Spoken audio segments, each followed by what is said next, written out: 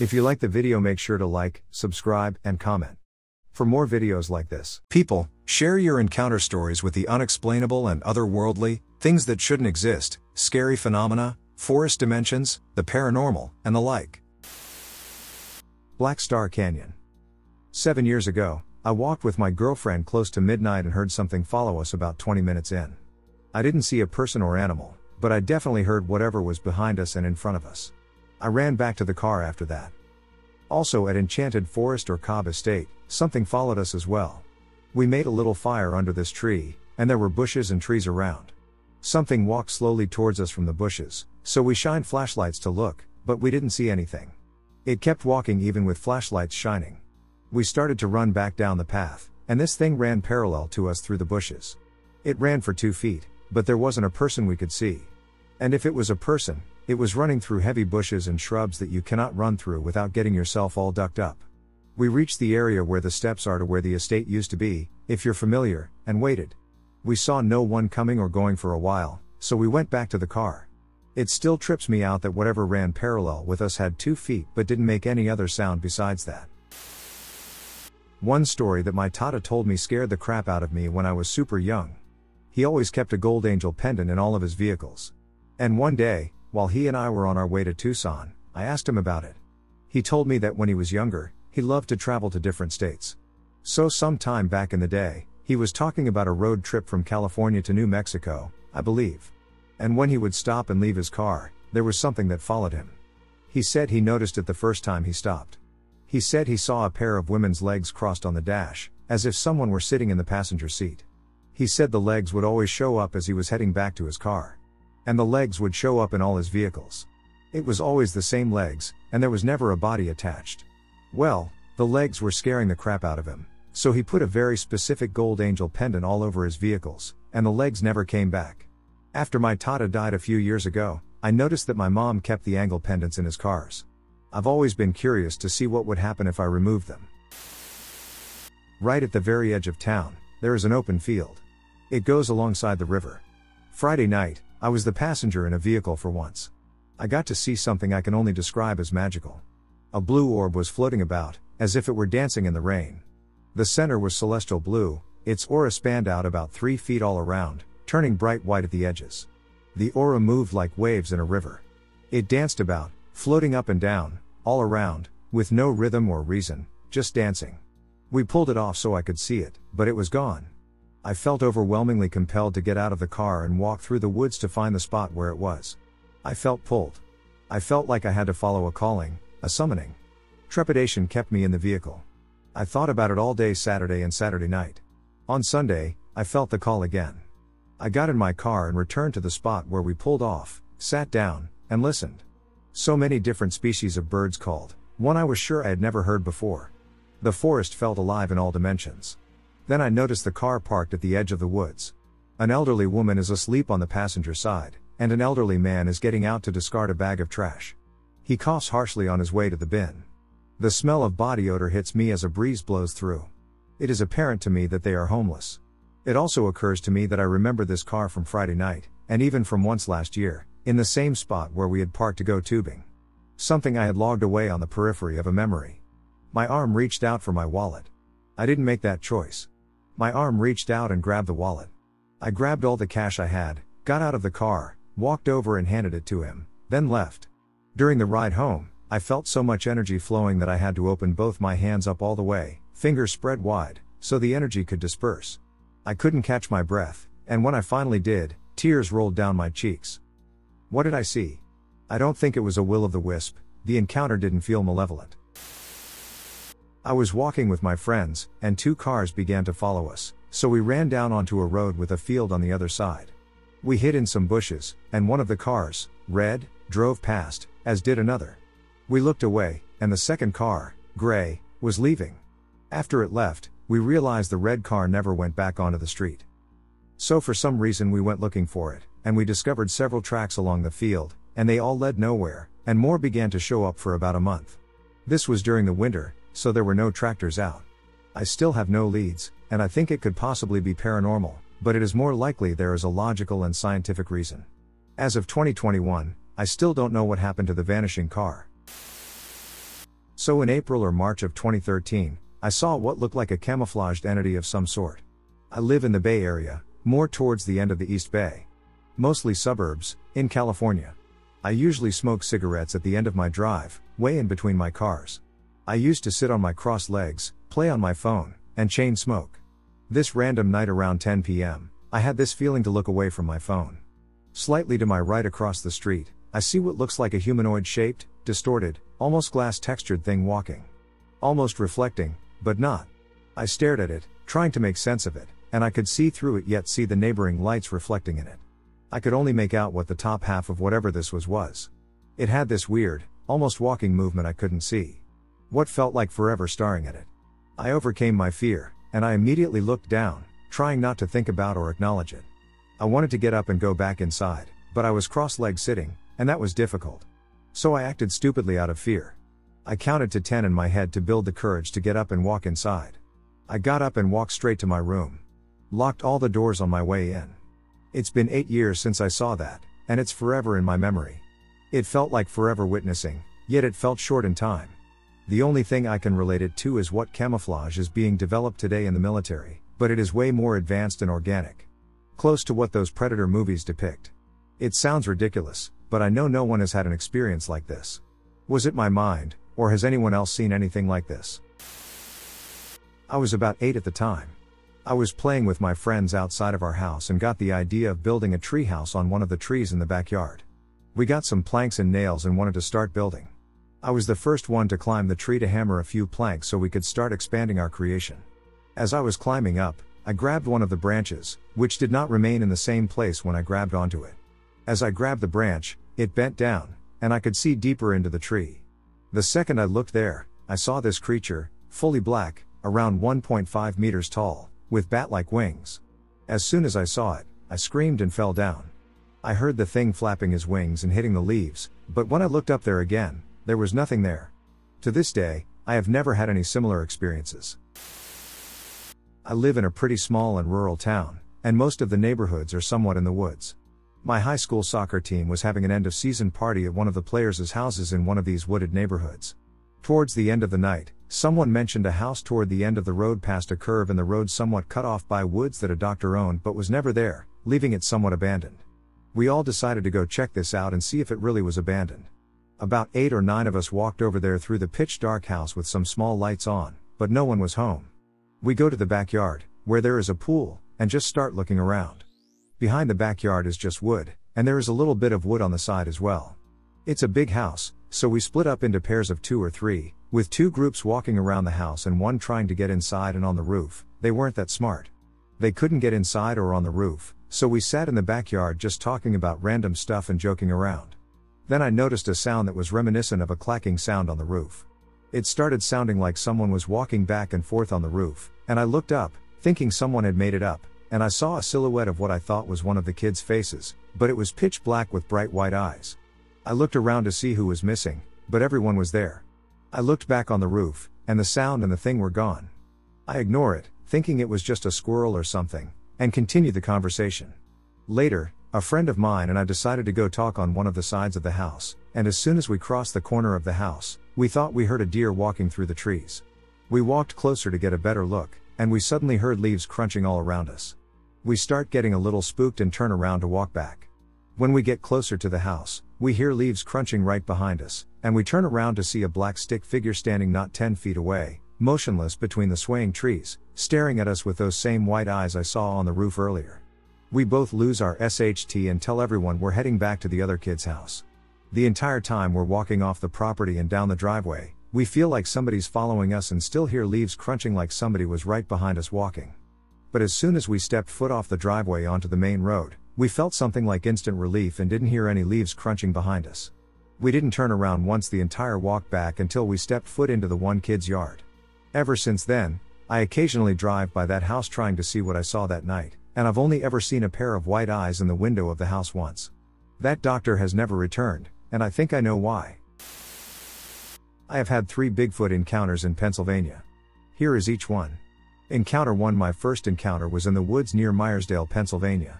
My 2 friends and I were playing paintball, and it got dark. It was about 10:30 p.m. in the middle of summer. I believe it was 2013. We were walking through the field, and my friend was making random noises. We told him to knock it off, and we were laughing and stuff. Suddenly, I would say about 30 feet behind us, we heard a howl that ended in this blood-curdling scream. We dropped all our gear, I'm talking several $100s worth of paintball equipment, and ran. I have never run this much in my life. We kept running till we got out of the field and back onto the street.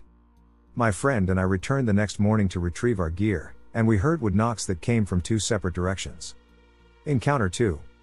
My second encounter happened in the summer of 2015 at night at the Jockey Hollow boat launch at the Youghiogheny River Lake. My parents and I were night fishing. We were the only ones there. I walked to the part of the parking lot where the road enters when, all of a sudden, this deer jumped down, slammed right onto the concrete, and immediately got off and ran off.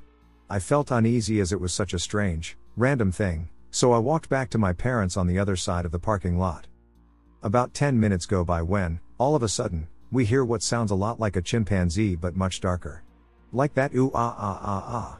That chimps do, but with much more snorting mixed in and very deep. It was on the side of the parking lot that was lined with thick brush. My father, who had hunted for over 40 years, was even on edge. He turned the car on and pointed the lights in that direction, but it was too far back to see anything. Where this thing had to have been in the water was at least 4 to 5 feet deep at the time. After that, it stopped. About another 20 minutes go by, and right in front of me in the water lands a rock that had to be at least the size of a volleyball. I had a lantern on the ground, so I only caught a glimpse as it hit, but I knew it was large from the splash. I know it was a rock. After that, we left. Encounter 3. My last encounter was again outside of Myersdale, Pennsylvania. My friend and I were hunting on his aunt's property. After we parked, we started up a hill that got steep. Where the woodbine starts, we split up. He goes off to the left, and I went all the way to the top of the hill to a deer stand that's in the woods about 40 yards from the field. This was our 3rd day there. As I was climbing up the deer stand, I heard a distinct whoop. I would estimate 100 yards ahead of me. I decided I didn't want to be a sitting duck in the deer stand, so I climbed down and went back into the field where I sat. Once the sun began going down, I decided to walk back down the hill. Now inside the woods, it was pitch black, but there was still some light in the field. Once I got to the bottom, where the woodbine curves, I heard footsteps.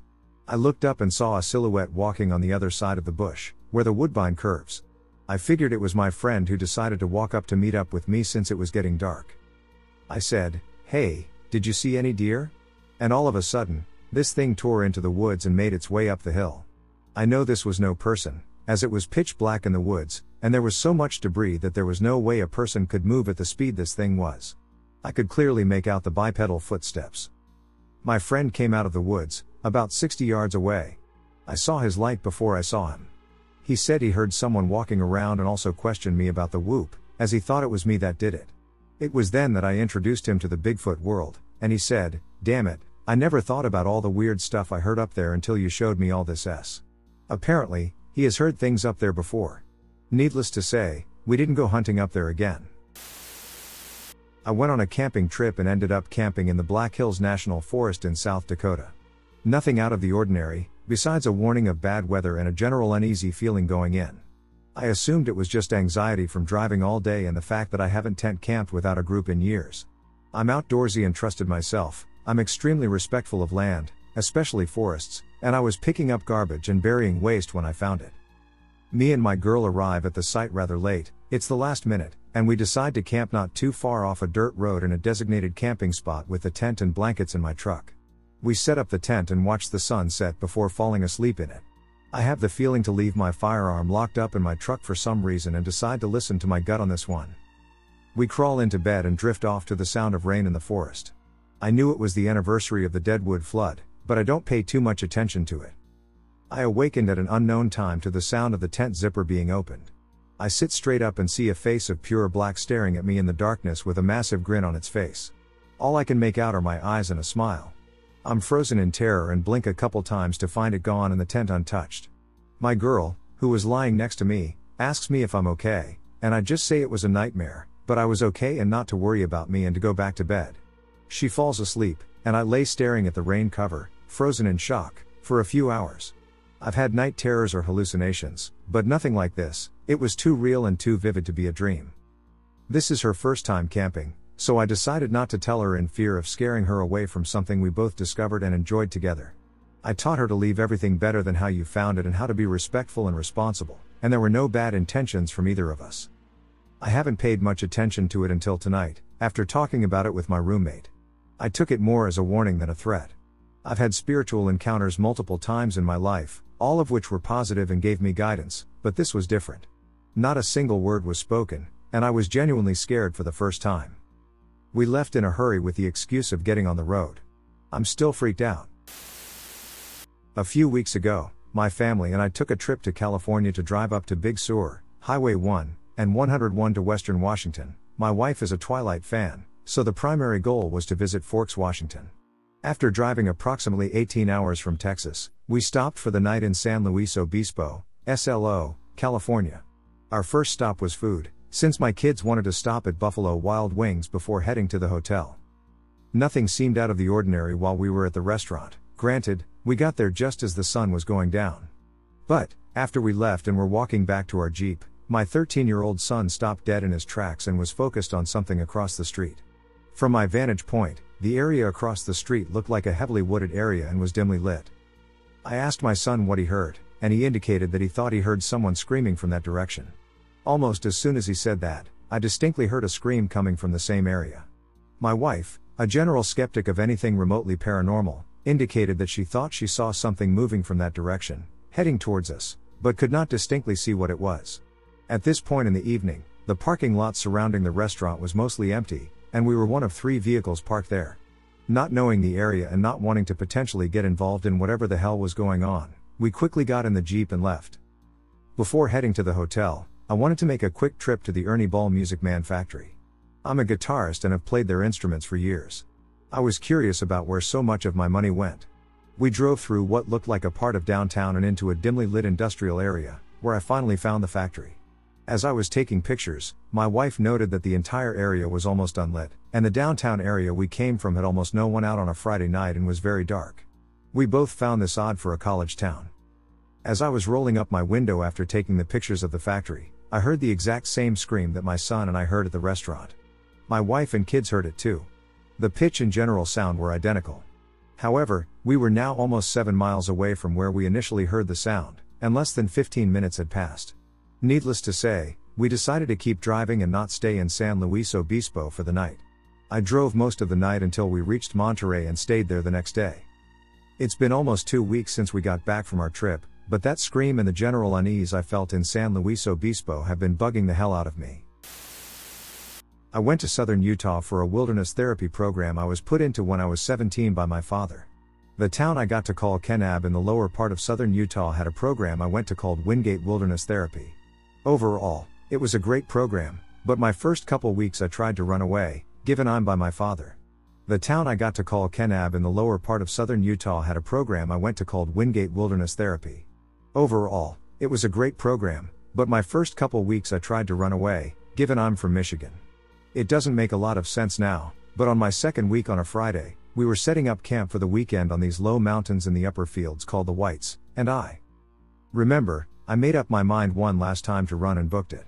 I made it down this small dirt access trail along the side of the mountain, going down on a curve. The first thing I noticed before I came around one bend was how quick it was starting to get dark around me, and when I came around this one bend, I remember about 45 or 40 yards away, there was this 6 or 9 foot tall black mass that had a muscular and skinny kind of build. I couldn't make out what it was at all, but I remember instantly feeling on edge and nervous. I yelled at it, asking who it was and what it wanted, but it never moved at all. By that point, I remembered how dark it was, nearly all around me, and I started hearing footsteps run down from up around the bend I came from. I looked back really quickly and couldn't see anything. I remember quickly turning back to whatever was down the road in front of me, and it was gone. By that point after, I could only see an arm length in front of me, but I remember hearing those footsteps running down still towards me from where I'd come. I started yelling, "Who was there? Who are you? What do you want?" And started hearing someone call my name, yell for me, and ask if anyone's out there. I remember answering and saying, "Yes, I'm here. Who are you?" But the person I didn't hear me from about 20 yards, it seemed away in the dark. I heard the footsteps get about 3 steps away before they stopped, and the dude said, "Is anyone there?" And I answered him that he was a camp guide from the program at another camp. I ran past at some point, and he was coming to see if he could find me. I asked him multiple times if he heard me responding to him about 50 or 30 yards away, and he said no, I never heard you, not till I got super close, and at that point, I just broke down. I had no idea what I had seen, and I just felt so vulnerable, scared, and just in an instant after he told me he couldn't hear me, I also remembered 2 additional staff members that were driving water trucks pulled up, and this dude Andrew that drove one wore this huge deer antler necklace and ghost beads, which are dried up Junie berries, but he confirmed almost for sure that he'd met a skinwalker and told me some of his stories, which is why he wore the necklaces. I was wondering if you guys could help with something I witnessed on Dartmoor a few years ago. A bit of background. Dartmoor is a national park in southwest England. It's sparsely populated, and the vegetation is mainly grass, bracken, and gorse, with sporadic trees and woodland in valleys. It's hilly, and there are lots of granite outcrops at the top of many hills called tors. Anyway, enough of the geography lesson. So this happened about 10 years ago, and me, my brother, and my dad all witnessed it. We live on the south side of Dartmoor, and one day our plan was to walk north over the moors to a place called Princetown, where there is a nice pub. It's about a 4 to 5 hour hike from our house. My mom would then collect us from the pub. Happy days. It's a walk we've done many times before, and the route takes us close to this old farmhouse in the middle of butt-duck nowhere, accessible by a really rough track. I've never really liked it, but I also had no reason to avoid it. According to word of mouth, an old lady lives there alone. On this day, we crested the hill from which you can first see the house and sit down. It's a lovely day, and we look down on the farmhouse, and it's all very scenic. The house at this point is probably about a quarter of a mile away. So this is where the weird thing happens. Suddenly, about 10 to 15 white figures emerge from the front of the house and start moving in a random pattern around the field in front. This field is just moorland but surrounded by a stone wall. The weird thing was their movement. It was almost like they were on dirt bikes. They moved really quickly and smoothly, way faster than a person could move, and without perceivable up and down movement. But they were standing up, and we were upwind and didn't hear anything. The figures also seemed to be unnaturally tall in relation to the house. They all then got into a single file and cruised off behind the house. We didn't see them again after that. We took a longer route around the house, as none of us really wanted to get that close, and noped it to the pub. When I got home, I asked a few people about it, and my dad has quite a few good connections around Dartmoor, and we heard a lot of hearsay about druids. I would explain the white, I guess. But I didn't know druids had a habit of zooming around fields. Any thoughts or theories on what we saw? I frequently go for short walks, 6 to 7 miles, in a nearby national park. I say walk rather than hike, as I tend to casually ramble around the trails rather than try to reach a goal. I don't know if this is right. Doing this, I've become intimately familiar with a certain neck of the woods and how long it takes me to get from any part of it back to my car. As I walked along a particular trail as part of an out and back, I judged that I'd accidentally gone a little too far out if I wanted to reach my car before sunset. This particular stretch of trail follows a stream in the shape of a horseshoe. I have 2 options if I want to get back before sunset. Either I walk or run along the curve of the horseshoe, or I cut from one tip of the shoe to the other. I've taken this shortcut before without issue. I also feel oddly uncomfortable in what is normally my sanctuary. I'm eager to get back to my car. I keep looking over my shoulder, expecting to see something, a squirrel, a deer, another person, but nothing's there. I begin to feel like I'm not alone. I decided to take the shortcut. I step off the trail and cross the stream. I take one step, then another, and another, etc. After some time, I've lost sight of the stream, and soon I can no longer hear it. I realize I am in complete and utter silence. But it's more than just an absence of sound. I feel as if my ears have been submerged in water, such that even if there was a roar of thunder, I wouldn't be able to hear it. The light is fading fast, so I increase the frequency of my steps. Driven frantically forward by the feeling of being stalked, compounded by the crushing silence, I feel as if I've walked twice the distance of what I remember the shortcut being. In fact, I feel as if I've somehow walked out of my forest and into some otherworldly woods where nature's rules are different. It was when the darkness of night started to settle in that I felt true dread creep over me. The thing about nightfall in the woods is that darkness doesn't appear in a flash like it does when one flips a light switch. Instead, darkness emerges. It seeps out from the ground and the trees. Things that were reflecting the least light are the first to disappear, followed by the second least, followed by, you get the point. Soon I couldn't see more than 30 feet around me, and what I could see was merely dimly lit, imposing silhouettes of trees and rocks. I pause.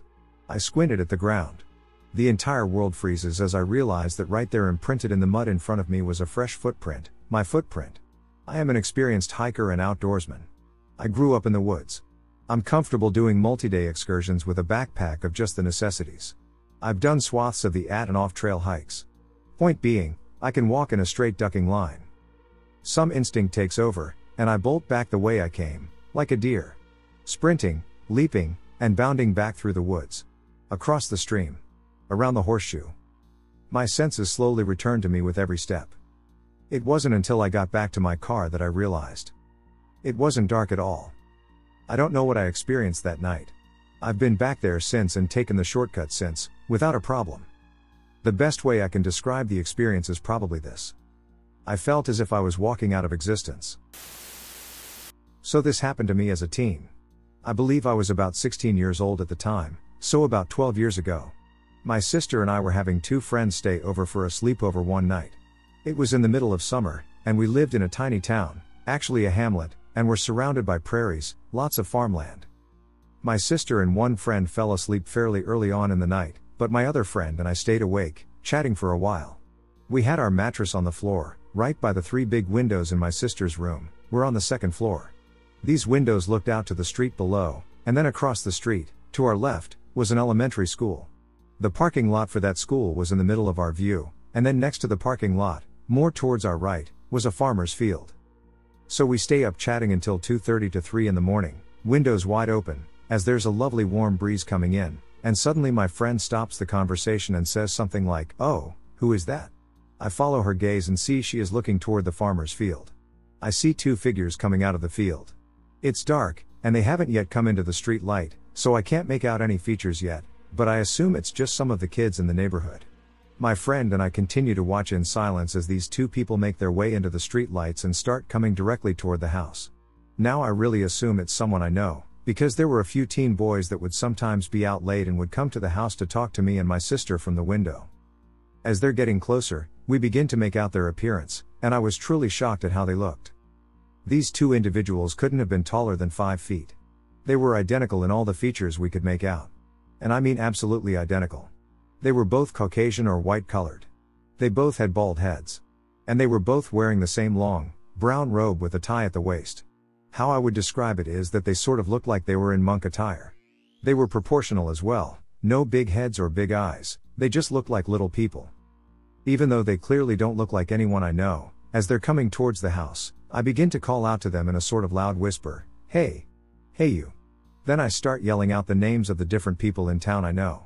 I think I was in a bit of disbelief and thought maybe it was a prank. My friend is stunned into silence. These beings make it just up to my parents' cars parked outside, so we have a very clear view of them, and then they suddenly turn on themselves and go back in the direction towards the field. They never once acknowledged my calls. They didn't even look up. But they also appeared to be in discussion with each other, though my friend and I didn't make out any sounds coming from them. We continue to watch them make their way back across the road, and then instead of going back into the field, they start walking down the road. We watch them until we can no longer see them. If you follow that specific road, it just leads to more fields and away from the houses. My friend and I stayed up for another hour talking about what we saw. She is very Christian, so she believes it was demonic. I have no idea. It very well could have been demonic, but also, it's just so random. The next day, we told everyone, and they all seemed kind of freaked out, even my parents. I have so many questions. Why did they come towards the house only to then turn back on themselves?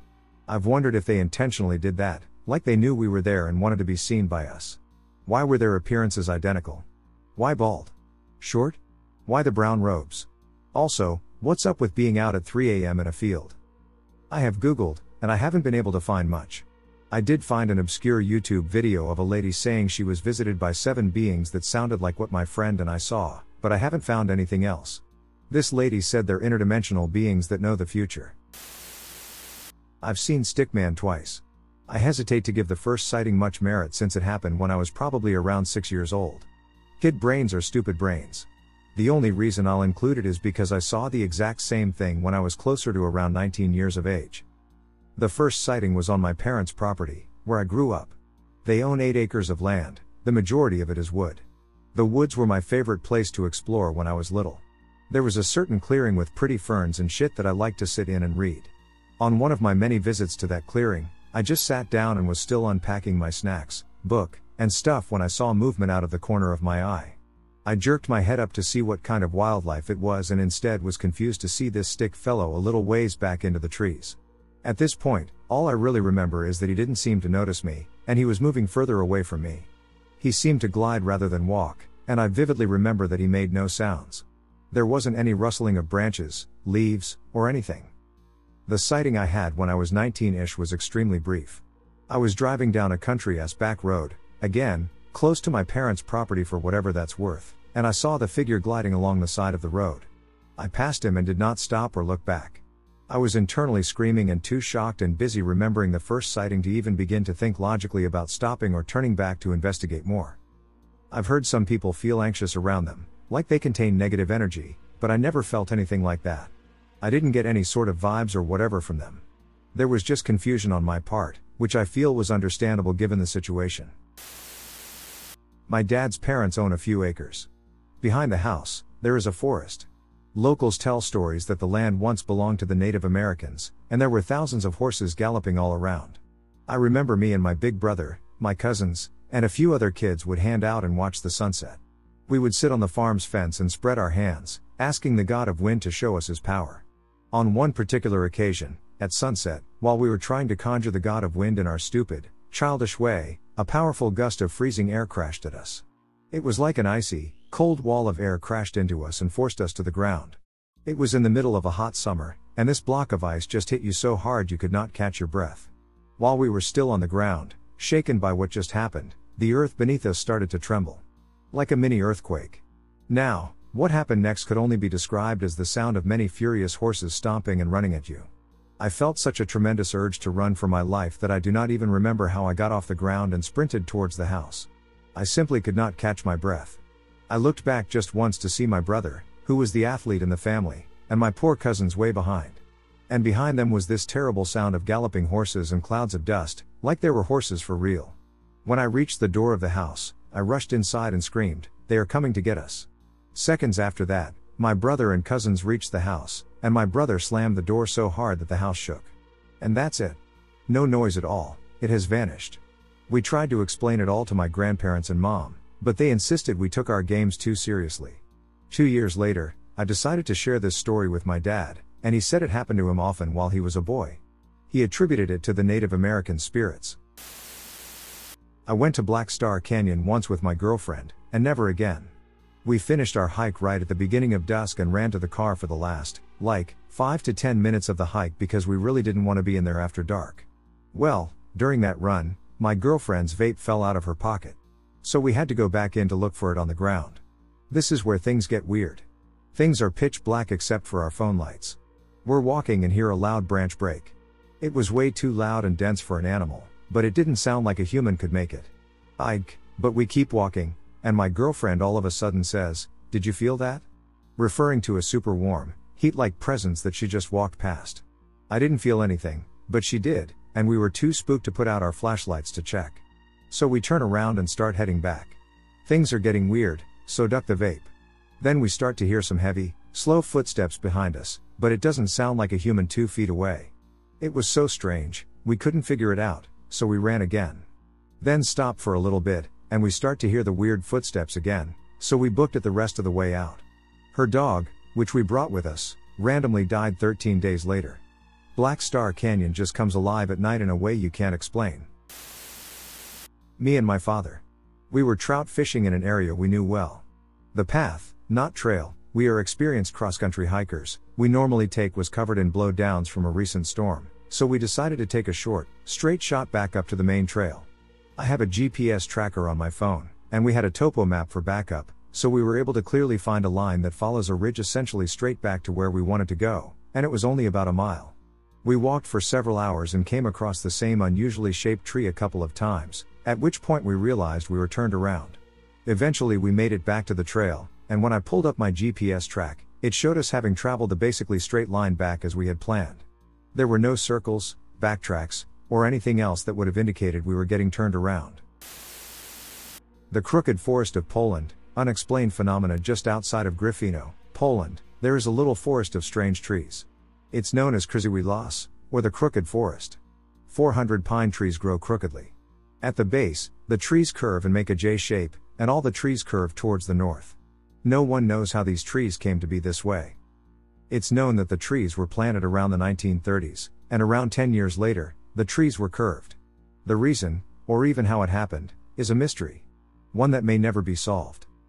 These trees could have been curved for convenience, as the curve may have made it easier to make certain things like boats, rocking chairs, etc. It seems only 400 were affected, but it could be possible that the farmers were stopped due to World War II. Some theorize that it may have been a political statement. Around the time that it was estimated to have happened, World War II was happening. It may have been done to make a political statement by local farmers. A similar statement happened in 1939 by planting larch trees in a pine forest in Zernikow, Brandenburg, Germany. Some think that it's possible that during the invasion of Poland in World War II, enemy tanks may have caused damage. It is possible that the tanks plowed through the young forest and caused them to flatten and grow the way they did. It seems unlikely that the trauma caused was from this. Some theorize that the trees were an act of nature. There are trees around the world that have experienced this curve. Except in those cases, the curves are rough, and these are smooth. Maybe it was due to heavy snowfall or harsh winds. Some think that it may be due to soil creep. The only problem with that, though, is that the forest lies on flat land. Soil creep typically happens on hills or sloping land. Or maybe they suffer from a genetic mutation that causes this. Between World War II and the 1970s, Gryfino was abandoned. It's understandable why no one knows why the trees are this way. So the Finnish folklore of Metsäpeitto, or the forest cover, is a folklore about a phenomenon where people or animals like cattle and sheep suddenly disappear. It was said that the people that disappeared became invisible to other people, some even looking like a tree or a stone stuck in place. The thing about this folklore that I really feel has something to do with missing 411 cases is that it is said you can escape from that place by taking their jacket off and turning it inside out. When I was a kid, I lived in a newer subdivision that was in a cul-de-sac. There were about 15 of us kids all around the same age, so we were always outside playing. This was early 80s, way before the internet and smartphones. Kids actually played. On the opposite side of the cul-de-sac was a dead end that was a dirt hill and surrounded by woods. Those woods were a huge part of where we all played. On the opposite side of the woods was a huge cotton field. We, kids, knew the woods like the back of our hands. I was about 7 to 8 years old when, outside on a hot summer day in Alabama, there were a couple other kids with me, and we were riding our bikes just at the entrance of the woods. Out of absolutely nowhere, this mannish guy just appears. He was butt naked and pasty white, fish belly white, and he just stood there staring at us. I never said a word. I'd never seen an adult in those woods all of the years playing in them, let alone a completely nude one. I believe we were all in shock. We sort of stopped riding the bikes, and it felt like we all just sat staring at him, completely speechless, for minutes. But the even weirder part was that he slowly turned his back to us, as if he were going to walk away, and literally stuck his head down between his legs, looking at us upside down. Basically, we got a full moon in broad daylight. When he did that, I screamed. We all took off on our bikes, screaming and crying at our parents. My dad immediately grabbed his gun and got another neighbor to go search with him. All of the parents on the street met together that afternoon to decide what needed to be done. My dad and neighbor didn't see him. One mother accused us kids of making this up and lying. I'll never forget my dad saying, "Lady, maybe you don't know your kid, but I know mine. My daughter has broken bones without crying," but she was shaking, hysterically crying, and petrified, running home away from him. The parents decided to take shifts throughout the next few weeks and search the woods. Within 10 days, a neighbor man was walking his dog near the woods when his dog started pulling him into the woods, barking hysterically. The neighbor's dog directed him to a tree where that same guy, still naked, was just standing behind the tree. I can't recall if the man ran after him, but it seemed he did, and the guy just vanished around a tree. It was very scary because those woods were such a huge part of our childhood memories, and of course, none of our parents allowed us to play in them after the adult neighbor saw the naked man. The woods were also fenced up against the Redstone Arsenal, where they constantly had missile testing, NASA, and bombs going off, shaking our houses like earthquakes. I remember the military police coming up off and on to investigate. There was one other report about a year later, from a new neighbor who wasn't aware of the infamous naked man, and that man reported that the naked man was also looking at him through his legs, upside down. It was just beyond bizarre that, As I read this folklore, one part mentioned these people in the woods who observe things upside down, through their legs. How freaking weird. I am currently 21 years old, but I was just a little girl when this happened. I was 9 and living in Washington State. Unfortunately, I was homeless and lived with my dad in the forest, but I didn't care if I had a home or not. I loved living in the forest with my dad, and we weren't that poor, it's just that my dad couldn't afford an apartment with the money he was making. Well, anyway, one day I went on a little hike. I never went too far when I went on walks. I didn't want to get bitched at by my dad, if you know what I mean. I started walking. I wanted to go somewhere I had never really explored by myself before. That was a stupid idea. Anyway, I was walking and just enjoying the scenery. All of a sudden, everything around me went quiet, and the hairs on my body stood up. The next thing I heard, the bushes next to me made a noise as if someone were shaking them. I thought maybe it was just a squirrel or a rabbit making the noises to ease my distress, but I took one step and started to hear a low, raspy growl. I stopped in my tracks, all my hair was standing up on my body. I've never heard growling like that before. I was scared to breathe or make any noise. I tried to stand as still as possible, but I didn't want to stick around to see where the noises were coming from. So I started to back up slowly, but, of course, I had to step on a stick. I should have been paying attention to where I was walking, but I was too focused on what was in the bushes. As I was backing up, the thing started to move through the bushes. I could see yellow eyes looking right at me. I've never felt so much fear in the 9 years I've been alive. They were glowing, and it was even sunny out as well. I almost shit my pants, but as I was thinking about turning around and running like hell, this massive dog thing jumped out of the bushes. I was maybe 10 yards away from it. This thing looked like it had the body of a weightlifter. It was huge, it was black and brown with pointy ears and big, long yellowish teeth. It had a long, bushy tail, and it stunk like death. Its head was hovering right above the ground and was snarling at me. It almost looked like it was smiling at me. I thought I was going to die. I remember crying uncontrollably. I was so scared. I was petrified. I couldn't walk, talk, or even breathe. It felt like an eternity. We were staring at each other, but I have to say it was only for a few seconds. The dog thing lifted its head from the ground, and it started to stand up. I heard its joints snap as if it had never tried standing before. This thing was at least 6 to 7 feet tall. I thought right then and there I was going to get torn to pieces, but thank God I heard my dad calling my name. At first, I didn't hear him, nor did the dog thing, but then I heard him yell Island, I, and Izzy, really loudly at the top of his lungs. The dog thing looked quickly over to where my dad was calling me. It started to growl again, then looked at me again. It showed its teeth one last time. The dog thing then started to crawl up a tree. While he was crawling up, he was growling and still staring at me. Then it disappeared into the leaves above. I started to cry again, and I ran to my dad, and I almost collapsed when I got over to him. I was pale white, and my dad asked me why I didn't look so good. I told him it was nothing. I just told him I didn't feel good. After that experience, I stuck by my dad all the time, and it would take me hours to fall asleep, and with every noise that I heard, I would get a cold chill down my spine. I was also scared to be underneath or even around trees. I have never told anyone this story before. I was scared that nobody would believe me. I still have nightmares, and I am still scared of being around trees. I have never gone into the forest alone again, or if I do, I have a pocket knife or something with me. I know a pocket knife wouldn't do anything, but I feel safe with it. I vividly recall an incident from my childhood when I was 6 years old. It was in our new house, which was a new build. At this time, my mom was very recently pregnant with my little sister. In the morning, as I sat up in bed with the hallway door open, I glimpsed a figure swiftly passing by. The figure resembled a Catholic nun in a black and white habit. The image has stayed in my memory for years, and always, when I remember it, I remember my mom's pregnancy as if the two were linked in some way. Strangely, I never shared this experience, perhaps due to a sense that it wouldn't be believed. As a child, I always felt a presence accompany me at night, persisting even when we moved to a different house. This feeling often got very overwhelming and prevented me from sleeping alone, and even when I was with someone, it was like something was closing in on me and nothing could protect me. This feeling persisted through my childhood up until, I would say, puberty, when it just kind of stopped. I think my parents always just put it down to being a scared child, but on reflection, I honestly don't think it was that. I honestly feel like it was a true sense of terror driven by something I can't really explain. In another incident at around age 10, after we had relocated, I experienced small stones hitting my window while I played in my room. There was never anyone outside, and this is something that has always rattled my brain. Now, as I reflect on these encounters, I am eager to share my story with this community. Have any of you experienced something similar, or do you have insights into what these occurrences might mean?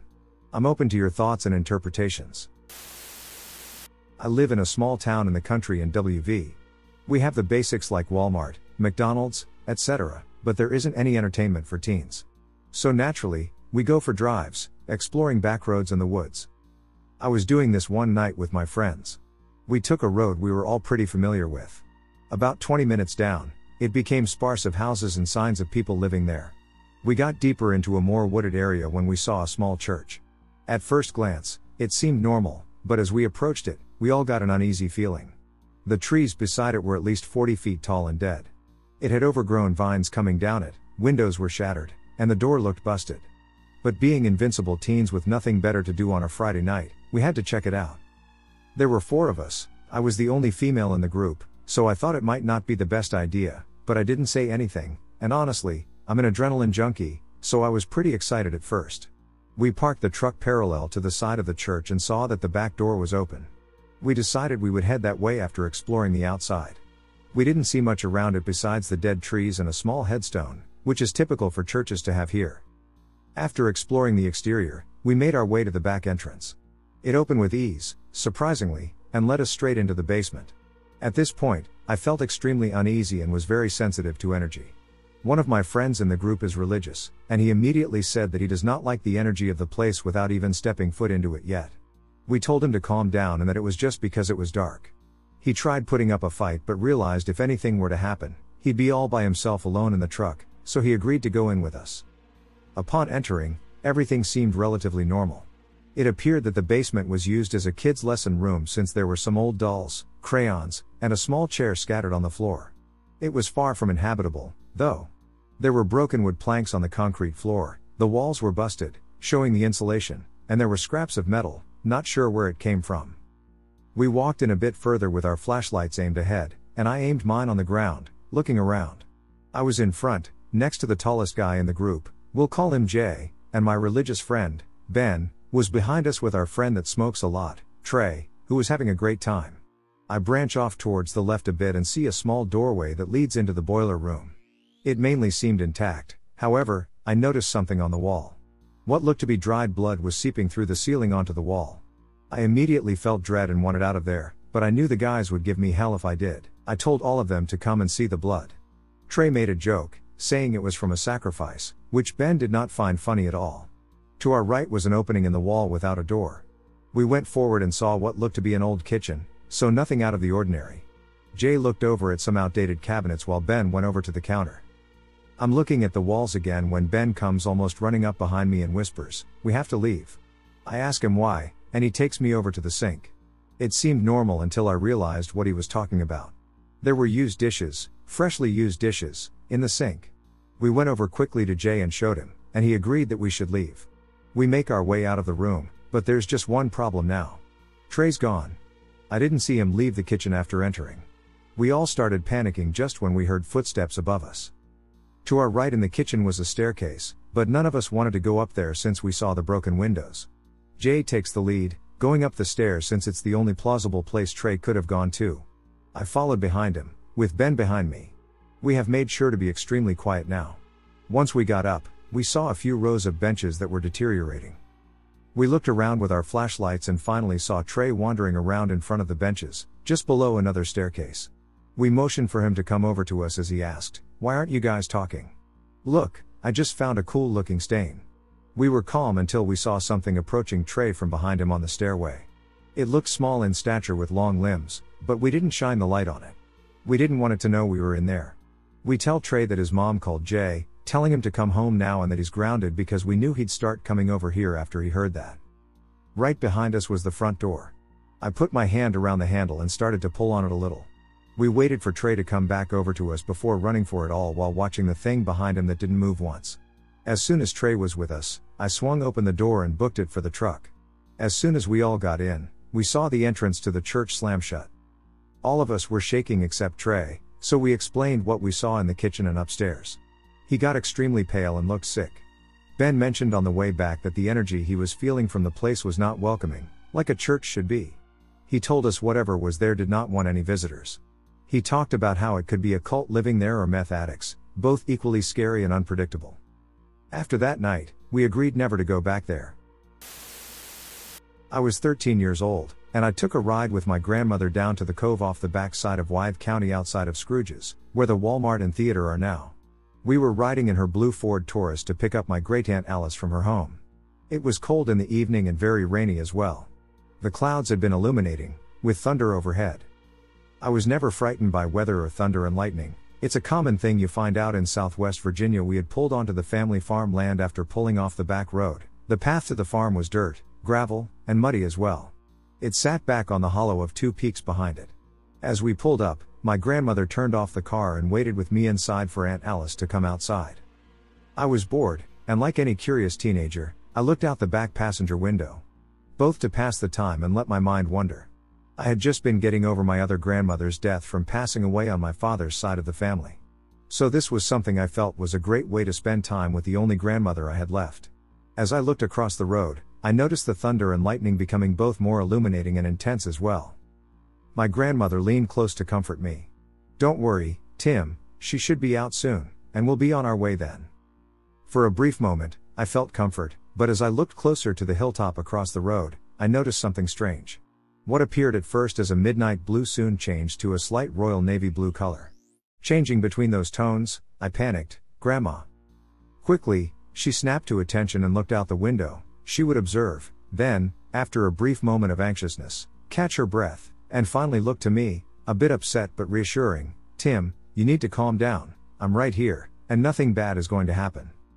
I took her wisdom to heart, and surely enough, my Aunt Alice, both with umbrellas and canes hunched over the fragile figure she was, walked her way out with that fiery spirit she always had when it came to the Appalachians. As she got in and the door closed, the two would talk. Aunt Alice greeted me and patted me on the head. The two decided we would wait in the car for the rain to pass before departing to go to her home back in town. 20 minutes had passed since my aunt got in the car, and again, my mind began to wander, looking up at the hilltop. I would observe the hilltop again and see the same phenomenon unfold. My Aunt Alice would turn around and tell me that it was ball lightning. But my grandmother would turn, looking out her window. "Alice, look."